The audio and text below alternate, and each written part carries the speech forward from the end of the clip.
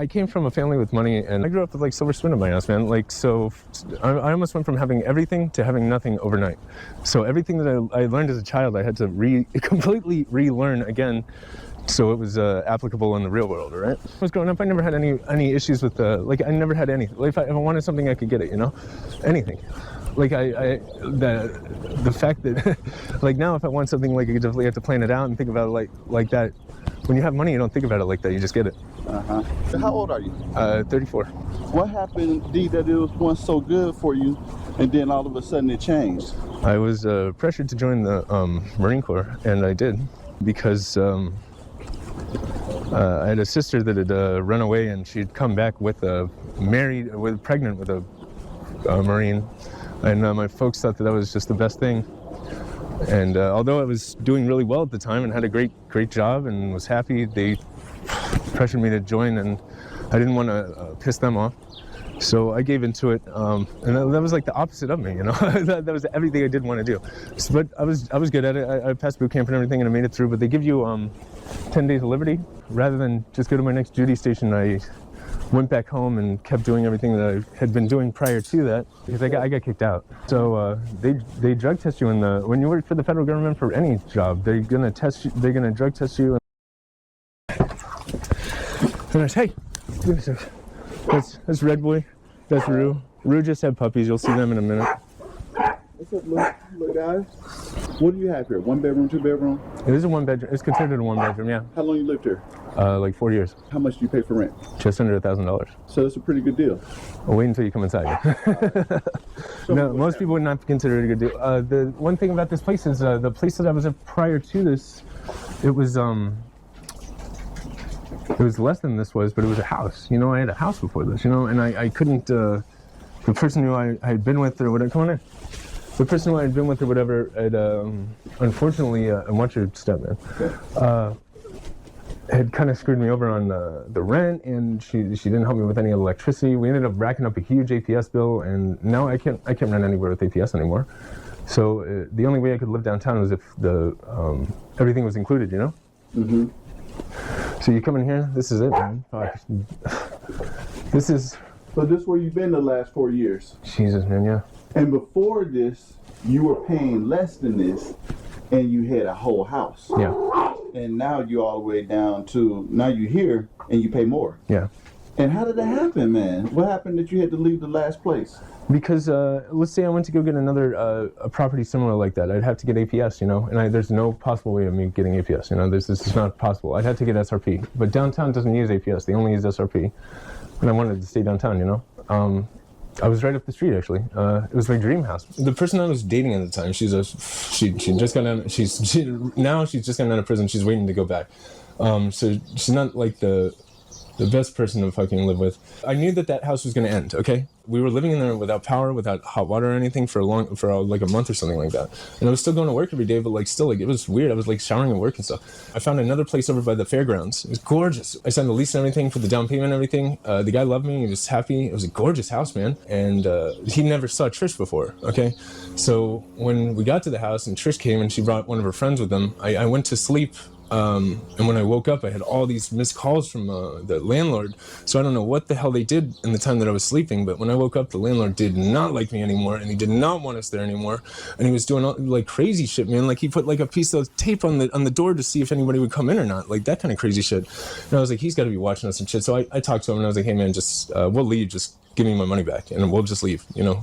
And he was cool about it, and we did. And we moved right back into that house still that was still shitty because we were only in that other house for like a couple of days. Mm-hmm. And I was like, we have to get out of here. Like that, we didn't want to be homeless, you know, and I knew I could still get back in there. So I happened to find this place. I moved in here with no money down or anything. My landlord was cool, all right? He was very cool. It was like up to like maybe 2 weeks before I paid him any money. And he just trusted me, you know? So like right off the bat, this is walking distance from our other house too, you know? We had to move somewhere and this was fine. So I was like, let's just get in somewhere. And then that was 4 years ago, okay? And then she ended up getting in trouble and she took off. No, she didn't take off. She got arrested. And she used to be the one that kind of like would take care of a lot of the stuff around her. And it just overwhelmed me. And I get to the point where I couldn't fucking do it anymore, man. Okay.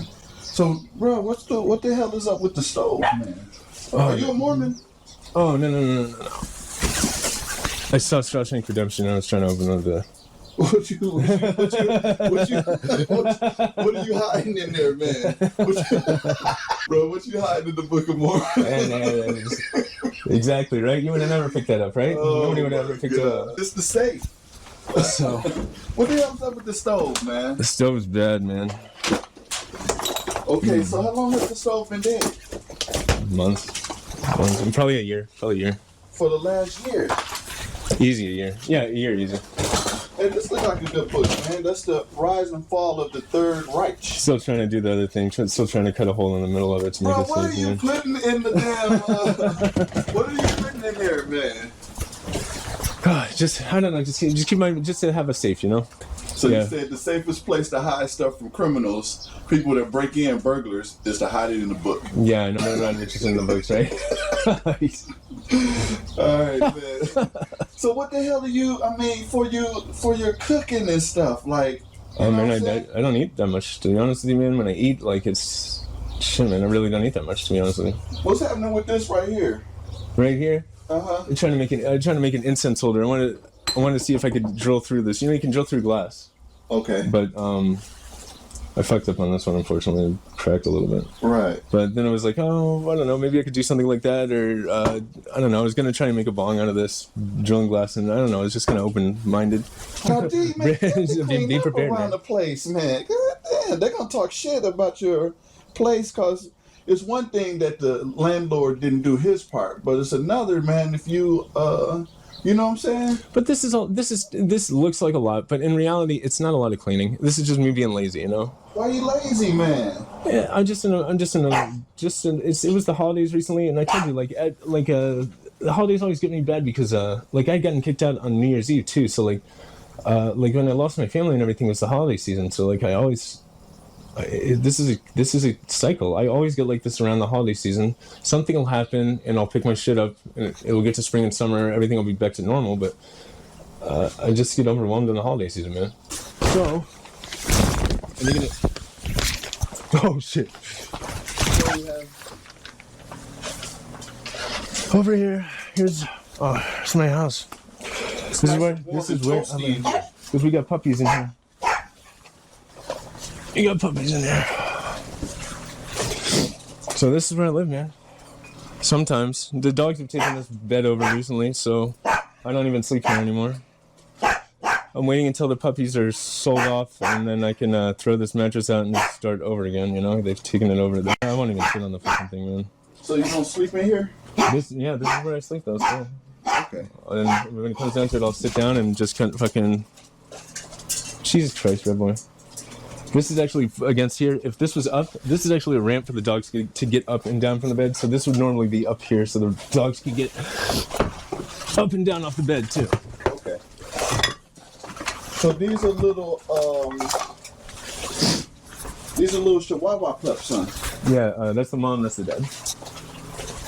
What's up, little guys? It's Roo Dog. He's the only boy. And then 3 girls. They're under the bed. Some more under the bed? Uh-huh. Well, puppies under the bed? Yeah. These little dogs right here can have 5 puppies? She had, her litter was 6 actually. Oh yeah. So Sold one, and then when the one was just born, I assumed that she did this, but because the dog passed away, you know, we had to. And I was so sad. I was giving the dog mouth to mouth and trying to bring it back. And I think she smothered him because not all the dogs could. When I was watching them feed the first time, or for the first couple of days, not all the dogs could get in, and I know they were now she won't feed them at all, you know, she's not down. They're ready to go, you know, they're ready to go to new homes, and I'm waiting off of that come up too to fucking help clean up some of this too, you know. You selling the pups for? $350 a piece. $350? Yeah. All right, maybe we'll sell some of them for you when people see this video. Oh, yeah, man. Yeah, when people see the video, let me know if you guys want to buy one of the puppies. I'll let them know. But man. Bruh, you got to clean up, man. Oh, tell me about it now, man. Fuck. D. This is something else, you know? You got to clean it up, man. You know what I'm saying? You know what? And sometimes it takes somebody from outside to tell you that. because we don't know. We just living our life, so we don't realize. You know. That's the worst part is I'm aware. No, I'm well aware that I need to do this. That's the worst fucking part about it, man. The absolute worst part about it is I don't need to get. I'm more than well aware of what I'm living in right now. You know, that's the worst part about it. No, imagine knowing that you're not supposed to be like this isn't even cleaning up takes what 20 minutes, dude. Give me an hour at this place will be fine. But I'm just. This your bed. I know, man. This your bed. There's dog crap on the bed, man. All over the place, man. Get over here. This is your bed, man. It's dog crap. Look at this, bro. People don't talk crap about it. You know what I'm saying? I'm just letting you know. What's happening with the bathroom? What's in there? Just a toilet? And shower. Toilet and shower? Yeah. All right. I'm gonna take your word for it, man. I want to cut through all there and seem like it's a tough to get over there. And I want your guard dogs to get me. All right, come on, man. What's this right here? Refrigerator? Refrigerator. Is that the refrigerator that you use? When it's plugged in, yeah. Oh, yeah? Then you just watch you watch YouTube? Yeah. What? All right, come on, man. Let's roll. We out, D. This your motorcycle? Yeah, it is. Well, both of them are mine. Let's take the motorcycles out. No, right now. They're not running right now, though. Oh. You think they'd really be running then? No. Come on, dogs. They don't even want to go outside. They like being out? They want to be outside. When it's sunny out like this, I want to stay outside. That's Ghosty, too. That's the other dog. She hides, too. That one's really only my dog. The other two, they're rescues that just came back here, you know? Hey, when you told me that you were getting ready to move into that place, and then that landlord had talked to your ex. What the hell was up with your ex that it killed the deal? I don't know how to describe it. It was between her and her best friend. They're just very loud and they're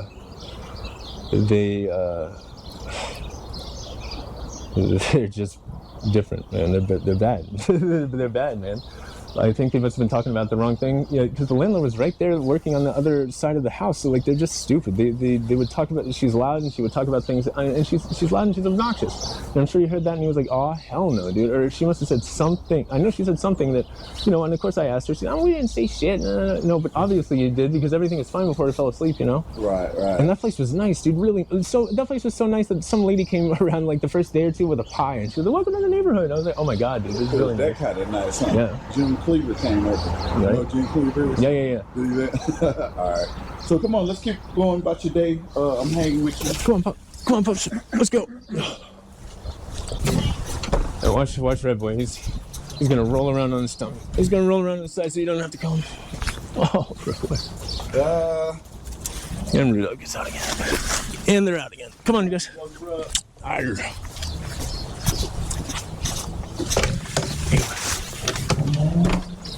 So less than $1,000 a month is $900. It's $850. $850 a month. Yeah. All right, that's cool. Y'all got any vacancies over here? I don't think so. He owns all the houses in the block. The whole block? Yeah. Between the single family homes, the houses across the street, this house, that house, all those ones, and houses around the valley too. Around downtown, around the valley. Your landlord on the whole block? Yeah. And he's been the same guy who's on the block for like 30 years or whatever.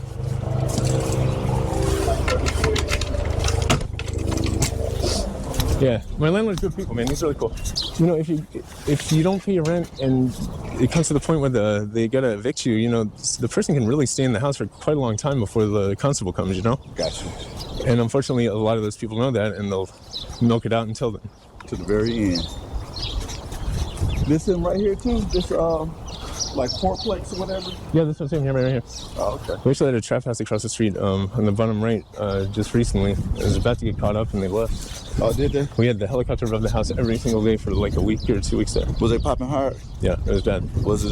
Police everywhere all the time. It was weird. Undercut, you could just feel it. Yeah. Which they could do whatever they want. I mean, but you know, I don't want the police in the neighborhood. Where are you from? Outside of Washington, D.C., Northern Virginia. Okay. All right. But I've lived in Phoenix since 2010, so like I'm from Phoenix, you know? Okay. Is it drugs in the picture? Are you used? I know we're getting ready to go to a damn. I used to be a hardcore like alcoholic, you know. I stopped drinking, but I learned from a friend when I was like in high school, like how to drink, like how to get drunk off of drinking, you know. Because I didn't like to taste alcohol, I didn't like have fun with it. He was the one who showed me how, hey man, if you take liquor and you chase it with a soda, you know, it's not nearly as bad, and you can drink this much and you can get fucked up. And unfortunately, I really wish he hadn't shown me that, but for almost, 15 years after that, it was every single day after that, you know, like, and that tore everything apart. Like, alcohol is the worst, man. It's worse than drugs, I think. Yeah, you know? Like, alcohol is, because we wouldn't even be talking here right now if I was drinking. You wouldn't, even to do an interview, then absolutely no way. There's no way you would. That's how bad it was, you know? So thinking back on that now, and now I rarely ever see people that knew me when I was drinking, but when I do, like, I can tell, like, they look at me way different, but it's nice to see people that have never seen me drink, you know, because they've never seen that before. I'm confident that it's completely different. From, like, 3 different people, you know? I think that alcohol is the worst too. Right? I think it's worse than drugs. And the crazy part about it is that as a society and all, is that it's like so acceptable. Like in the way it's advertised to, it's not at all like the way it's advertised. Or in the culture, in the almost, I would say, the world's right. culture. Okay, so when you get up as an alcoholic, you don't wake up at 7 or 8 in the morning. No. You get up at 3 in the morning after passing out. That's after passing out. You know, that's not after falling asleep. And I'd never consider passing out sleep. That does not count as sleep. It's just more hours that you're drinking, okay? Because you're gonna wake up, you're still gonna be exhausted. But wake up with the worst cotton mouth in the world, and it's too late. And then you try and get back to sleep, but you have to get up for work. And like it sucks. So every single morning you're fucked up for work. Every single morning you look bad for work. You know, I had a CVS across the street from my work. The ladies just used to go 1, 2, 3, how many? And I used to buy the Rumpelman shooters. You know, the 100 proof peppermint schnapps. I used to buy them out, man. All the little shooters. It'd be cheaper if you just got a bottle and filled them up yourself. And I was like, nah, it's not the point. You know, like, so I would just go buy them out, man. And the amount of money that I spent every last penny on alcohol, every last penny on it, man. And you don't drink anymore now? No, like 5 years, man. Something happened and I lost the taste for it. So it was losing everything again. You lost everything. Yeah. Everything. Due to alcohol? Yeah. Alcoholism? Yes. You hit bottom and then you said, that's it, I'm through. Yeah. No program, no nothing, just... I'm pretty close though. You know, like I wasn't pushed to do anything because at that point nobody cares about you. You know, you got to do it yourself. You know. Yeah, nobody cares at that point. When you're on the literally, when you're like drunk on the street, like just laying on the street, like waiting for whatever next is gonna happen, you know.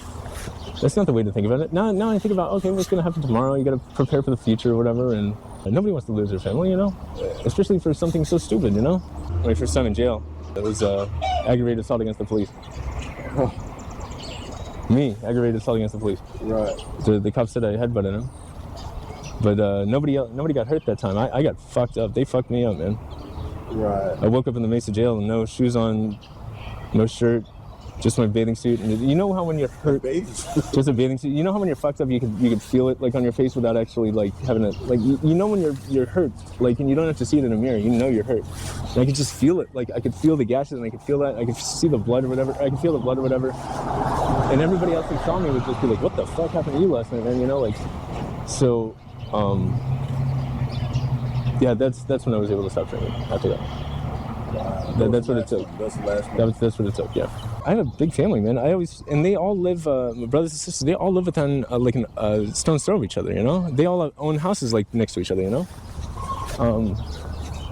It's just crazy that like they never invited me back. How often do you talk to them now? Oh, no, we don't talk. At all? No. When's the last time you talked to them? Like talk? Oh, like we texted like a couple of months or a year ago, you know? Wow, bruh. You ain't talked to your family in like a whole year. Way over a year. I haven't talked to my dad in like 10 years. Easy. And last time you talked to your mom? 5 years ago, probably. Damn, yeah, 5 years easy, man. She don't want to talk to me though, you know? They pissed at you? Yeah. What you do, man? You did something. I told you what I did. It wasn't just no one event. Just over them fucking Marines? Yeah, I know, right? Jesus Christ. Right? I know, right? I know. Fuck. The fuck? What's up with the guy that you said you had a sister that did go to the Marines? What's up with her? She's like, and it doesn't make any sense. There's a double goddamn standard because that bitch, she was a fucking whore, dude. She's still a fucking hoe. She's the biggest fucking hoe in the world, dude. And she ran away. She didn't even graduate high school, dude. She's stupid. She's not smart. She's not educated. Like, I don't understand, like, why. Oh yeah, I do. But she's never mind. But like, they're like, she lives in the house is like the house that I grew up in. That's been like given to her now. Like, that's their house. You know, like I don't get it. Like she fucked up, and they're like, they fucking love her. You know. You only had the one sibling? Two sisters, one brother. The worst part is that, you know, I could really give a shit less about my relationship with my mother, you know, but like, I really, it really killed me losing my relationship with my father, dude. It did, because I absolutely respect him a lot. I never in a million years would ever thought that it would be like this. That's what bothers me. That's the antidote right there, Narcan. The problem is, you get Narcan, these people, 99% of the time when you Narcan somebody, when they come back, they're going to be pissed at you. They're going to hate you. They're not going to be happy that you saved their lives. They're going to be pissed that they're not high anymore. Right. So they're going to try and get high and then overdose again real easy, you know? That Trisha, the same girl that I was telling you about with the house, I brought her back to life 6 separate times. The first time, everybody grabbed all of their shit like it was like one fellow swoop and ran out of the house. Nobody want to get caught around someone that OD. They're so stupid. They didn't know I had that. Well, I had that. That was the first time I've ever had to use the Narcan on somebody, and I'd never done it before. And the needles for that shit are very, very large. Okay, so I didn't know that the stuff that it was in was a cap. So I was like trying to jam the needle in there, and it just breaks. And I'm like, oh my god. We were using heroin at the time though, so I used to have needles all over the fucking place. So I just grabbed one of those and popped the cap off and did that. I hit her with a dose. Nothing happened. I hit her with one more and she went, and I was like, oh, at least she's breathing now, you know, like, okay, fine. And I put her in recovery position and she was fine. So like after that, I knew how to do it. Since then, I've brought back at least just under 10 people, okay? I brought back to life. And that's because somebody panicked. They said, what do you do? What do you do? I said, oh, I got the, good thing you came here, you know, I got the antidote right here for you. The last time that happened was that trap house across the street. And that was just a couple of months ago, dude. They came and got me. They said, do you have Narcan? I said, yeah. They said, come on, this girl needs help. I go across the street. I said, okay, grabbed it. I keep it on the wall, man. I go, grab it off the wall. Okay, what's going on? This girl was parked on the street on 14th Street. Her car was not parked on the right side, you know, like, so it was parked on the wrong side, right in front of that house. The girl was slumped over in her driver's seat with the car on, and with like 2 guys outside just saying, what do we do? What do we do? What do we do? I go, okay, I'm gonna Narcan her. The one guy reaches for me and goes, no, don't do that, don't do that. I said, why? She's not breathing. Yeah, I'm fine. You don't know you're gonna hurt her. So I said, shut the fuck up, dude. You have no. The other guy grabs her, brings him back. She's a really thin girl, dude. With the, you know, and when I say the needle's big with the Narcan, I mean it's big, man. But you gotta remember, this person's dead, so it doesn't matter how hard you fucking do it. Okay, so and you want to hit that shit in hard, and they're fat. So I always have a double dose ready, and I just, okay, watch. Hit her, and immediately she did the same thing that Trisha done that time. So then I had to talk some sense into the guys. Like, guys, you all are so fucking retarded. Get her out of this fucking car, park the car on the right side, and get her out of the public view. It's gonna take 2 of you guys, okay? I don't look how strong you are. This is a dead body right now, you know? She's gonna be heavy, you know? Because the one guy tried to get her. I was like, are you stupid, dude? She's like spaghetti. I was like, are you stupid, you guys? Oh my God.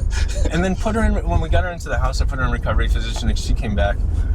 She is the only person who's ever come back afterwards and thanked me. Not the next day, but the following day, and came to my house. She came and knocked at my door and thanked me.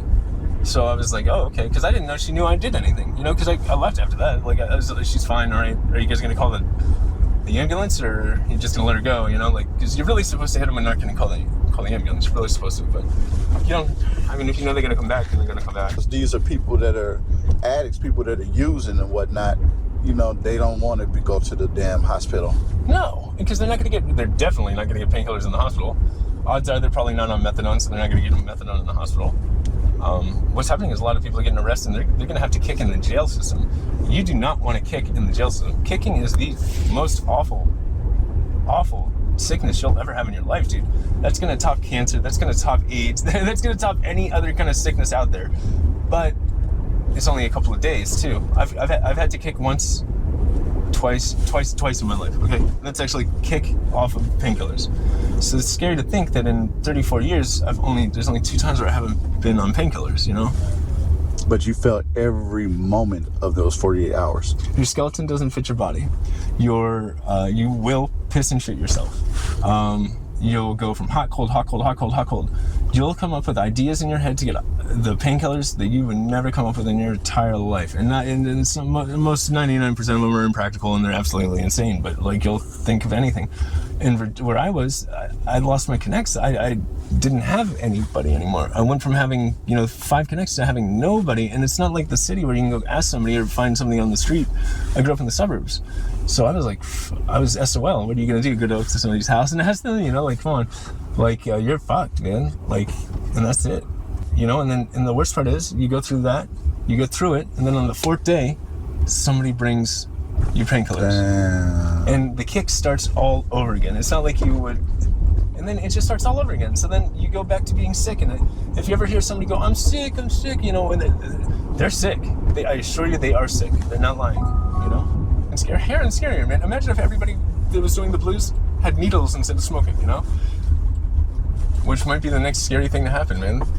Imagine having needles all over the fucking ground and shit. There was so many needles in my apartment at the one time when I was picking them up. I didn't start picking them up until I stepped on one. And when you step on a needle just straight up and down, man, oh my God. You stepped on one before? Yeah, man. I was like, all right, clean the house up now. No, we're not leaving these on the ground anymore.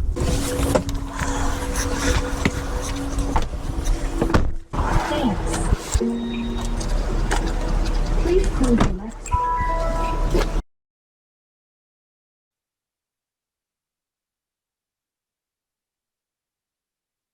Crazy video so far, I know. My man D just went to go holler at some of his homies. We kind of really just hanging with D. I don't know really what I'm gonna do with this video, how we're gonna put it together, what the case, but we just kind of hanging with him downtown. And really, I'm kind of I should have been recording a lot more because it's a lot of interesting stuff going on down here. Let me show you where we at roughly. You know what's funny? There go Banner Hospital right there, the tallest building that you can see in the background. Had a phenomenal story about right over there. I ain't even gonna get off into that. That was an apartment tour that I did right over there before. They had cheap rent right there. But yeah, Roosevelt Road down the street. That's downtown, all those tall buildings that you see. So anyway, as soon as we finish up over here, I'm gonna take my man, treat him to something to eat, to a sub place. But don't think that it's just any old sub sandwiches, because the subs are phenomenal and they have a marijuana theme for everything.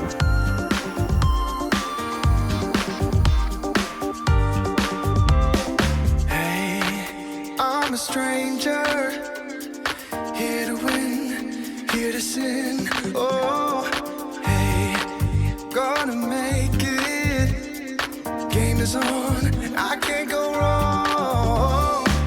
I may just seem to play it cool. I may just rewrite all the rules. Money maker, so I never tell. I heard a rumor.